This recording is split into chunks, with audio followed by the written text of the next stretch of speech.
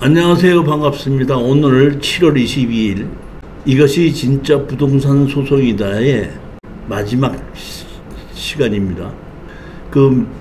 처음에 이제 도로에 관해서 소송했던 것을 가지고 쭉 설명을 드렸고, 오늘은 제가 특수경매를 하면서 특별하게 겪었던 특정한 사례를 묶어가지고 제가 설명을 드리는 겁니다. 자, 보시면 교재 311페이지입니다. 건축물 관리대장이 없는 무허가 건물도 건물의 매각에 같이 포함돼서 나오게끔 됐습니다. 자, 보시게끔 되면 여기 보면은 감정평가서에 여기 보면 제시의 건물 해갖고 건물 가격이 1,100만 원이 나와서 토지가 1억 3천이고 건물이 1억 1천에서 1억 1,440만 원에 경매가 신청이 됐는데, 여기 보시면 명세서 요약사항을 보시게끔 되면 제시의 건물 포함 채무자 겸 소유자 김 누구누구가 양도 담보 설정 계약서 및 매각에 포함 제출, 즉 이분이 토지를 담보로 대출을 받으려고 할 때 무허가 건물이 있으면은 잘 안 해줍니다. 왜? 만약에 그분이 돈을 갖지 않으면은 땅만 가지고 경매로 내놔야 되는데, 거기에 무허가 건물이 있으면은 땅 가격이 일반적인 가격으로 매매가 되지 않고 떨어질 수가 있기 때문에 무허가 건물이 있는 경우에는 대출을 안 해줍니다. 그런데 여기서 대출해주는 곳에서 만약에 내가 대출 받은 돈을 갚지를 않아서 토지를 경매로 내놓는다고 할 때는 그 토지 지상에 있는 무허가 건물도 같이 매각에 포함해도 좋다 하는 각서를 제출해서 대출을 받고, 대출금을 갚지 않으니까 무허가 건물도 같이 경매로 집어넣는 것입니다. 우리 수강생들 중에서도 제가 땅을, 무허가 건물이 있는 땅을 낙찰을 받아가지고 무허가 건물을 양성화를 시키기 위해서 낙찰받게끔 하고, 그럴 때 땅이 반가격으로 떨어졌을 때 반가격으로 낙찰을 받고, 그리고 양성화를 시켜서 제3자에게 매각한 것이 꽤 있었습니다, 그동안. 근데 우리 수강생들이 무허가 건물이 있는 땅을 낙찰을 받고 대출을 받으려고 하면 대출을 안 해줍니다. 거기 무허가 건물이 있기 때문에. 그때도 제가 우리 수강생들에게 대출해주는 은행에 가서 내가 만약에 돈을 갚지 않는다 그러면 이 토지에 있는 무허가 건물도 같이 경매로 매각에 포함해도 좋다 하는 각서를 써서 제출하게끔 되면 대출을 해줍니다. 자, 이것도 그런 의미에서 경매가 진행된 겁니다. 자, 보시게끔 되면, 자, 2015 타경 14524 해갖고 대지로 89.24평인데 감정 가격이 1억 4천짜리가 4,900까지 떨어졌습니다. 그러니까 약 34%까지 떨어진 거죠.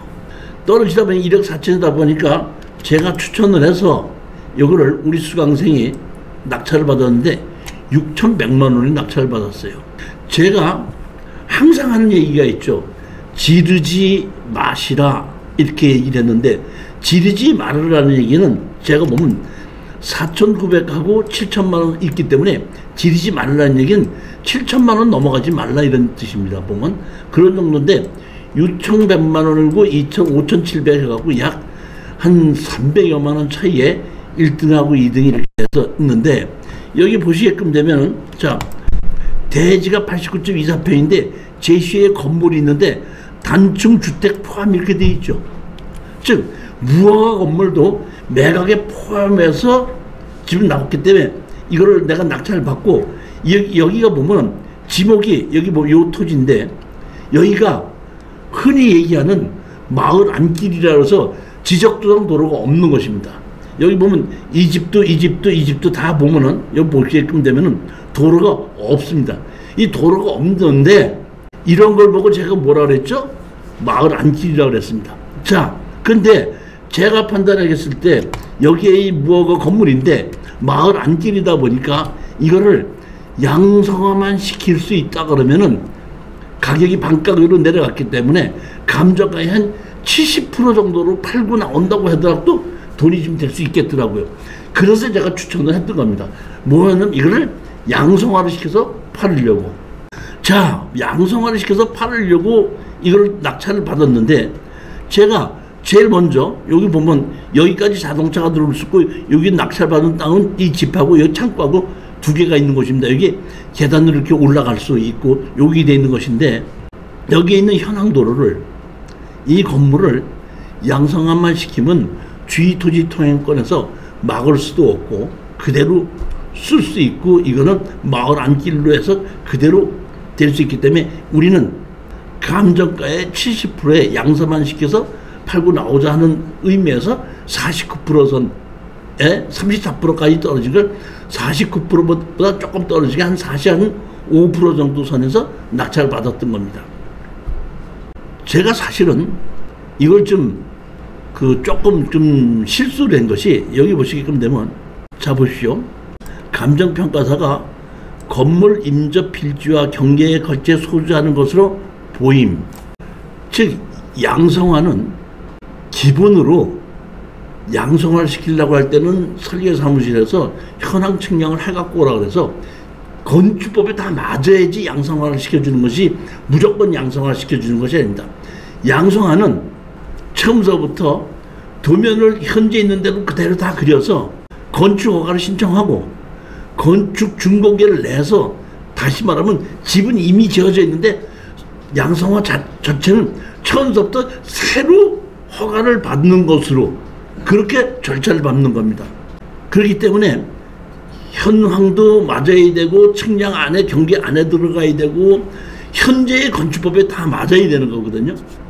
그러니까 정화조 설치돼야 되고 사실은 보면 그 집의 크기에 따라서 이거는 집 크기가 작기 때문에 주차장 설치 의무가 없지만은 만약에 집 크기가 있다면 양성할 때도 주차장 의무도 다 들어가야 되는 겁니다. 그 다음에 가스 시설 설치 뭐 이런 것도 다 있어야지 맞는 겁니다.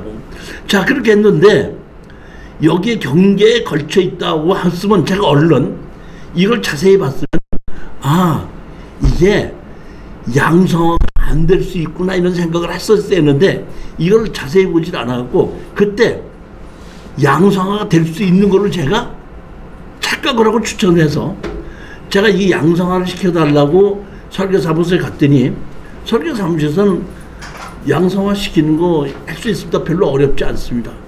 설계비 주시면 양성화 시켜드리겠습니다. 그럼 제가 그러면 설계하고 계약을 하십시다 이렇게 얘기했더니 설계사무실에서 무허가 건물을 양성화를 시키려면 제일 먼저 현황 측량서부터 해 오셔야지 됩니다.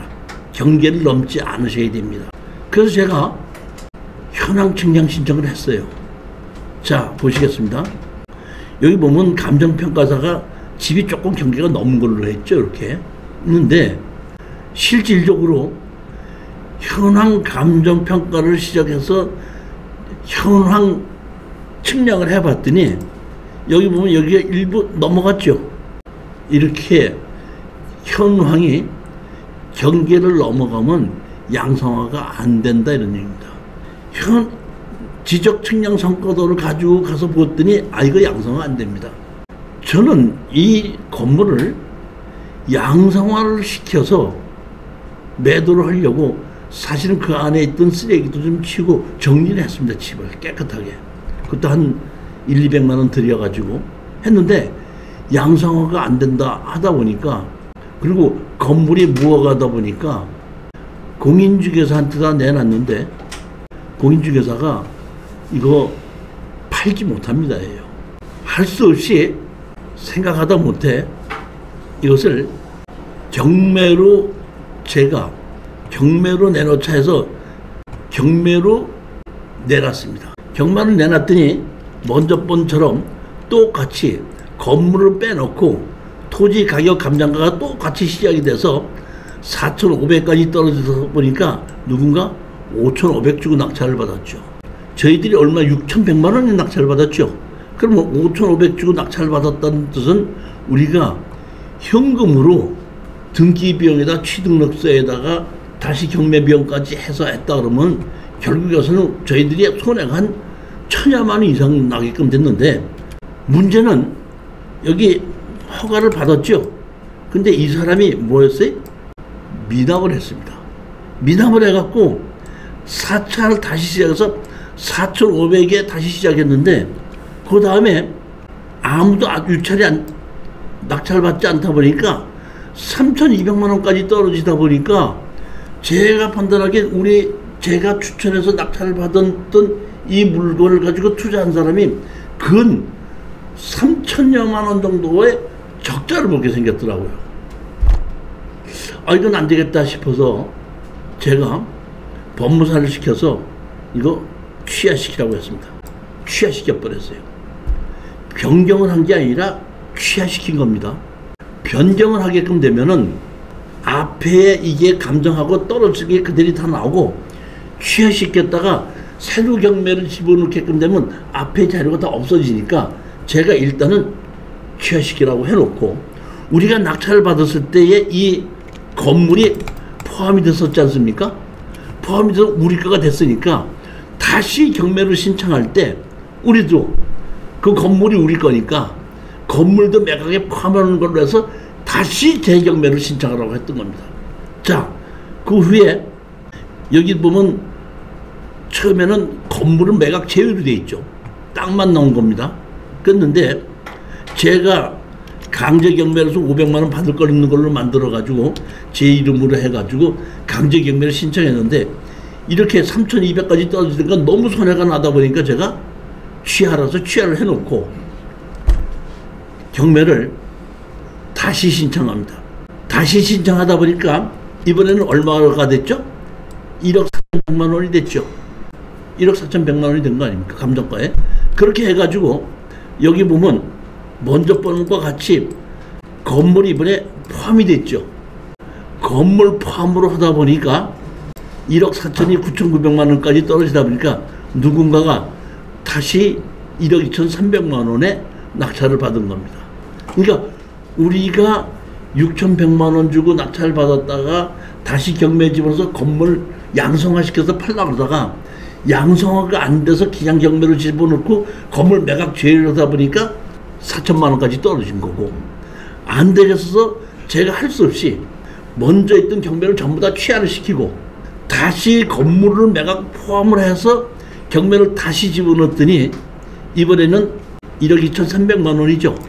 그 다음에 먼저 번에 낙찰 받은 사람이 잔금을 안 냈죠. 미납했죠. 그것까지 포함을 해가지고 배당을 하는데, 저는 강제 경매를 제가 집어넣었으니까 제가 500만 원 갖고 집어넣고 강제 경매로 해갖고 여기 비용 보면 얼마? 680만 원인가 되고, 나머지는 우리 수강생이 배당으로 다 받아가다 보니까 6천만 원 가지고 투자를 했다가 한 4천, 3천만 원까지 떨어진 걸로 해서 완전히 바닥에 떨어졌다가 도저히 제가 안 돼서 다시 해가지고 그분이 한 1억 한 2천 정도, 1억 3천 정도에 보면 먼저에 배당 받은 것까지 있다 보니까 그건 한 1억 한 2천, 1억 1,500 정도로 배당을 받아가다 보니까 다시 그 뭐랄까 손해를 봤던 것 중에서 다시 회생하게끔 됐던 이러한 사례입니다.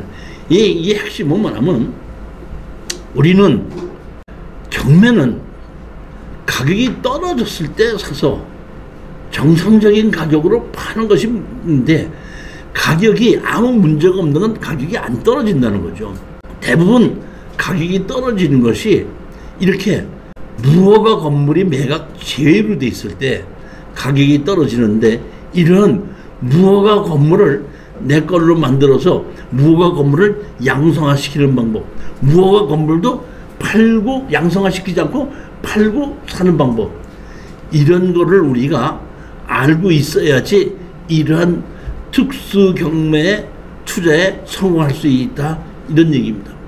저는 그 몇 번 이렇게 여러 번 경험이 있었기 때문에, 물론 저도 처음서부터 이거는 투자 물건으로 고르면 안 됐었던 거예요. 양상화가 안 되는 거기 때문에.